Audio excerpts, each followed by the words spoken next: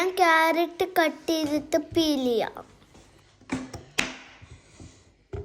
ഇപ്പോൾ ഇച്ചിരി ക്യാരറ്റ് ചോപ്പ് ചെയ്യാം.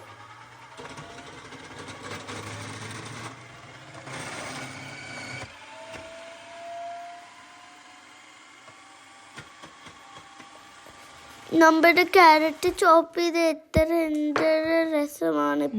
ഇപ്പൊ നെയ്യിടാം.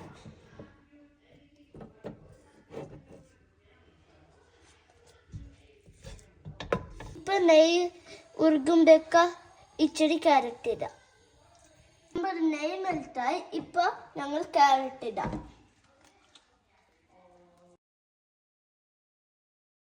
ക്യാരറ്റ് ലൈറ്റ് ഗോൾഡൻ കളർ ആകുമ്പേക്ക പാൽ വെക്കാം. നമ്മുടെ പാലിടാം. പാലും പഞ്ചസാര ഈക്വൽ 1 കപ്പ് ഇടണം.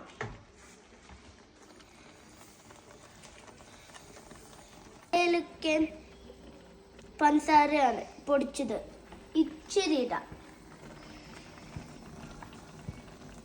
നട്ട്സ് ഇപ്പൊ വറുക്കുക ഡെക്കറേഷനിൽ.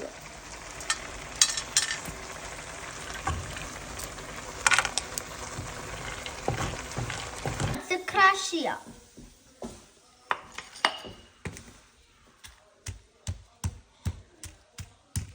പറ്റി ഇപ്പൊ ക്യാരറ്റ് ഹൽവ റെഡിയാണ്. ഇപ്പൊ ഈ സെർവിങ് കപ്പിന്റെ അകത്ത്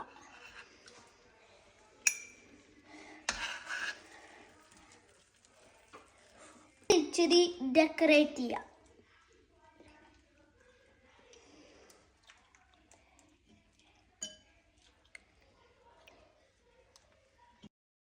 നമുക്ക് ട്രൈ ചെയ്യാം. സൂപ്പർ. പാപ്പുന്റെ ക്യാരറ്റ് ഹൽവ ഒന്ന് കഴിച്ചു നോക്കട്ടെ കേട്ടാ.